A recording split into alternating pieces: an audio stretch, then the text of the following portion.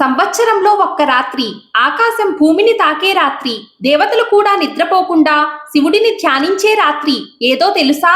అదే మహాశివరాత్రి. ఈ ఒక్క రాత్రి ఎందుకు అంత పవిత్రమైనది?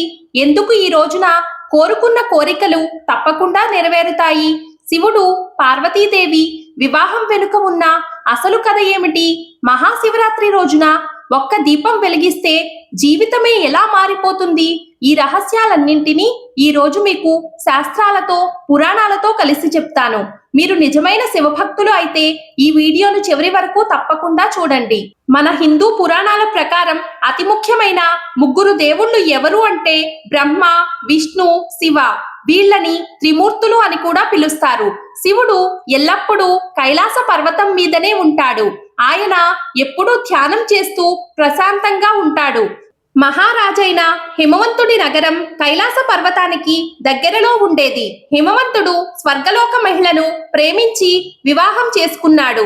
వారికి ఒక కుమార్తె పుడుతుంది. ఆమె పేరు పార్వతి. ఆమె పర్వతాలకి రాజైన హిమవంతుడి కూతురు అవ్వడం వలన ఆమెకు పార్వతి అని నామకరణం చేశారు. పార్వతీదేవి చిన్నప్పటి నుండి చదువులో, ఆటలలో, అన్ని విషయాలలో చురుకుగా ఉండేది. ఆమె చిన్నప్పటి నుండి శివుడి నామం వింటూ ఆయన గురించి తెలుసుకుంటూ ఉండేది. ఎన్నోసార్లు కైలాస పర్వతాన్ని చూస్తూ అలాగే నిద్రపోయేది. ఎప్పటికైనా ఆ శివుడిని వివాహం చేసుకోవాలి అని ఆమెకు కోరిక ఉండేది. కొన్ని సంవత్సరాల తర్వాత నారదుడు హిమవంతుడి దగ్గరకు వచ్చి, నీ కూతురు పార్వతికి శివుడు అంటే చాలా ఇష్టం. ఆమెను శివుడికి ఇచ్చి వివాహం చెయ్యి అంటాడు. కానీ హిమవంతుడికి కూతురైన పార్వతిని శివుడికి ఇచ్చి వివాహం చేయడం అస్సలు ఇష్టం ఉండదు. అప్పుడు హిమవంతుడు పార్వతీ దగ్గరకు వెళ్ళి ఎన్నో మాటలు చెప్పి, ఎన్నో ప్రయత్నాలు చేసి ఆమె మనసు మార్చడానికి ప్రయత్నిస్తాడు. కానీ పార్వతీదేవి ఎన్ని చెప్పినా నేను శివుడినే పెళ్లి చేసుకుంటా అని అంటూ ఉండేది. అప్పుడు హిమవంతుడు చేసేది ఏమీ లేక పార్వతిని తీసుకొని కైలాస పర్వతాన్ని ఎక్కి శివుడి దగ్గరకు వెళ్లి శివుడితో ఇలా అంటాడు, నా కూతురు మిమ్మల్ని వివాహం చేసుకోవాలి అనుకుంటుంది. ఇక నుండి పార్వతీదేవి మీ సేవలు చేసుకుంటూ ఉంటుంది అని శివుడితో అంటాడు. ఇదంతా శివుడు ధ్యానం చేస్తూ వింటూ ఉంటాడు. అప్పటి నుండి పార్వతీదేవి శివుడికి సేవలు చేసుకుంటూ ఎన్నో రకాల పూజలు చేస్తూ శివుడిని పొందడానికి ప్రయత్నిస్తూ ఉంటుంది. ఇదంతా జరిగే సమయంలో తారకాసురుడు అనే రాక్షసుడు ఒక వరాన్ని పొందుతాడు. నా మరణం కేవలం శివుడి కొడుకు చేతుల్లోనే ఉండాలి అని. శివుడి భార్య సతీదేవి మంటల్లో దూకి చనిపోయింది కదా. ఇప్పుడు ఈ తారకాసురుడిని చంపాలి అంటే శివుడు పార్వతీదేవిని వివాహం చేసుకోవడం అత్యంత ముఖ్యమైనది అయిపోయింది. అప్పుడు బ్రహ్మదేవుడు ఎలాగైనా పార్వతిని శివుడిని కలపాలి అని విష్ణువు కుమారుడు అయిన మన్మథుడిని పిలిచి వెళ్లి శివుడి మీద ప్రేమ బాణాన్ని వదిలి పార్వతీదేవి మీద ప్రేమ కలిగేలా చెయ్యి అని ఆజ్ఞాపిస్తాడు. మన్మథుడు సరే అని తన భార్య రతీదేవితో కలిసి కైలాస పర్వతానికి వెళ్తాడు. ఆ సమయంలో శివుడు ధ్యానం చేసుకుంటూ ఉంటాడు. పక్కనే పార్వతీదేవి కూర్చొని శివుడిని జపిస్తూ ఉంటుంది. ఇదే మంచి సమయం అని తన ప్రేమ బాణాన్ని శివుడి ఛాతిపైన వదులుతాడు. వందల సంవత్సరాల నుండి ధ్యానం చేస్తున్న నాకు భంగం కలిగిస్తావా అని కోపంతో ఎదురుగా ఎవరు ఉన్నారో అని కూడా చూడకుండా తన మూడవ కన్ను తెరుస్తాడు. అంతే, ఆ మూడవ కన్ను నుండి వచ్చిన శక్తికి ప్రేమకి దేవుడైన మన్మథుడు భస్మం అయిపోతాడు. తన భర్త తన కళ్ళ ముందే చనిపోవడం చూసిన మన్మథుడి భార్య రతీదేవి ఏమీ ఆలోచించకుండా పార్వతీదేవిని చూసి, నీకు నీ జీవితంలో సంతానం కలగదు అని శపిస్తుంది. కానీ మళ్ళీ తారకాసురుడు గురించి గుర్తొచ్చి, పార్వతి నువ్వు తల్లి అవుతావు, కానీ నీ గర్భం నుండి ఒక్క పిల్లవాడు కూడా నీకు పుట్టడు అని చెప్పి వెళ్ళిపోతుంది. పార్వతీదేవి ఏడుస్తూ శివుడి వైపు చూస్తుంది. శివుడు పార్వతీదేవి ముఖం కూడా చూడకుండా మళ్ళీ ధ్యానంలోకి వెళ్ళిపోతాడు.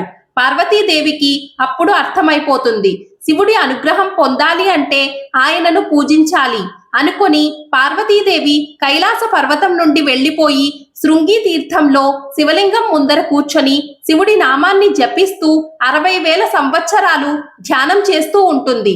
ఒకరోజు అక్కడే పక్కన ఉన్న ఒక నదిలో ఒక ముసలి చిన్న పిల్లవాడిని పట్టుకొని నదిలోకి లాక్కొని వెళుతూ ఉంటుంది. అప్పుడు ఆ పిల్లవాడు అమ్మా అమ్మా నన్ను కాపాడండి అని అరుస్తూ ఉంటాడు. ఆ పిల్లవాడు అమ్మా అని అనడంతో పార్వతీదేవి పులకరించిపోయి తపస్సు నుండి లేచి పరిగెత్తుకుంటూ నది ఒడ్డుకు వెళ్లి చేతులు జోడించి పిల్లవాడిని వదిలిపెట్టు అని ముసలిని ప్రాధేయపడుతుంది. 60,000 సంవత్సరాలు శివుడి కోసం తపస్సు చేశావు కదా, ఆ తపస్సు ఫలితాన్ని నాకు ధారపోస్తే పిల్లవాడిని విడిచిపెడతాను అని ముసలి అంటుంది. పార్వతీదేవి నవ్వుతూ ఒక్క క్షణం కూడా ఆలోచించకుండా తన తపస్సుని ఆ ముసలికి ధారపోస్తుంది. ఇన్ని సంవత్సరాలు ఎన్నో కష్టాలు ఎదిరించి శివుడి కోసం కఠోరంగా తపస్సు చేశావు కదా, ఇప్పుడు ఎవరో నీకు తెలియని పిల్లవాడి కోసం తపస్సు ఫలితం నాకు ధారపోశావు. అస్సలు నీకు శివుడు అంటే ఇష్టం ఉందా లేదా అని ఆ ముసలి నవ్వుతూ ప్రశ్నిస్తుంది. ఆ పిల్లవాడు నన్ను అమ్మా అని ప్రేమగా పిలిచాడు కదా, ఎవరైనా ఆపదలో ఉన్నప్పుడు నన్ను తలుచుకుంటే ఎంత పెద్ద పనిలో ఉన్నా వాళ్ళ కోసం స్వయంగా నేనే వచ్చి ఆదుకుంటాను. ఇక తపస్సు అంటావా, శివయ్య అంటే నాకు ప్రాణం. నేనే మళ్ళీ ఎన్ని సంవత్సరాలైనా శివుడి కోసం తపస్సు చేస్తాను అని అంటుంది. ఆమె ప్రేమను చూసి ఆ మొసలి రూపంలో ఉన్న శివుడు అసలైన రూపంలోకి వస్తాడు. పార్వతీ ప్రేమను పరీక్షించడానికి ఇదంతా శివుడు చేస్తాడు. పార్వతీదేవి శివుడిని చూసి ఎంతో సంతోషిస్తుంది. అలా శివుడు పార్వతిని పెళ్లి చేసుకోవడానికి అంగీకరిస్తాడు. దేవతలు అందరూ కలిసి హిమవంతుడి ఇంటికి వెళ్లి హిమవంతుడిని పెళ్లికి ఒప్పిస్తారు. అలా శివుడికి పార్వతికి హిమవంతుడి ఇంటిలోనే వివాహం జరుగుతుంది. ఈ వివాహం మామూలుగా జరగలేదు. ఈ పెళ్లి ఎలా జరిగిందో చెప్తే ఆశ్చర్యపోతారు. శివుడి పెళ్లి చాలా ఘనంగా జరుగుతుంది. అది చెప్పాలి అంటే ఈ వీడియోలో సమయం సరిపోదు. కాబట్టి దీని మీద ఇంకో వీడియో చేస్తాను. మీకు ఇంట్రెస్ట్ ఉంటే కామెంట్ చేయండి. శివపార్వతుల పెళ్లి అయిన మరుసటి రోజే దేవుళ్ళందరూ శివపార్వతుల దగ్గరకు వెళ్లి, అయ్యా స్వామి, మీరు మన్మథుడిని భస్మం చేశారు కదా, దయచేసి అతనిని మళ్ళీ బ్రతికివ్వండి. మన్మథుడు కేవలం బ్రహ్మ చెప్పిన పని మాత్రమే చేశాడు, అంతే, ఇందులో అతని తప్పు ఏమీ లేదు అని వేడుకుంటారు. పార్వతీదేవి కూడా రతీదేవి బాధ చూసి శివుడిని వేడుకుంటుంది. సరే అని తన తపోశక్తి ఉపయోగించి మన్మథుడిని మళ్ళీ బ్రతికిస్తాడు. అప్పటికే తారకాసురుడు లక్షల మందిని చంపేసి ఉంటాడు. పార్వతికి ఉన్న శాపం వలన బిడ్డలు జన్మించరు. కాబట్టి శివుడు మరియు పార్వతీదేవి ఒక గృహలోకి వెళ్లి ధ్యానం చేస్తారు. వాళ్ళ ఇద్దరి తపోశక్తితో అగ్నిలాగా వెలిగిపోతున్న 6 అగ్ని గుండములు ప్రత్యక్షమవుతాయి. అప్పటికే తారకాసురుడు దేవుళ్ళని హతమారుస్తూ ఉంటాడు. మిగతా దేవుళ్ళు అసహనంతో అగ్నిదేవుడిని శివుని దగ్గరకు పంపుతారు. శివపార్వతులు సరే అని ఆ 6 అగ్ని గుండములను ఇస్తారు. అగ్నికి దేవుడైన అగ్నిదేవుడు కూడా ఆ 6 అగ్ని గుండముల నుండి వచ్చే వేడిని తట్టుకోలేకపోతాడు. వెంటనే గంగాదేవిని పిలిచి ఆమెకు ఇవ్వగా ఆమె కూడా కొద్ది సమయం తర్వాత ఆ వేడిని తట్టుకోలేక పక్కనే ఉన్న నదిలో ఆ 6 అగ్నిగుండములను పడవేస్తుంది. ఇదంతా చూసి పార్వతీదేవి అక్కడికి వచ్చి ఒక నీటి రూపంలోకి మారి వాటిని పట్టుకుంటుంది. కొద్దిసేపటికి ఆ 6 అగ్నిగుండములు 6 బిడ్డలుగా మారతాయి. ఆ 6 బిడ్డలను ఏకం చేసి కార్తికేయ స్వామికి పార్వతీదేవి జన్మనిస్తుంది.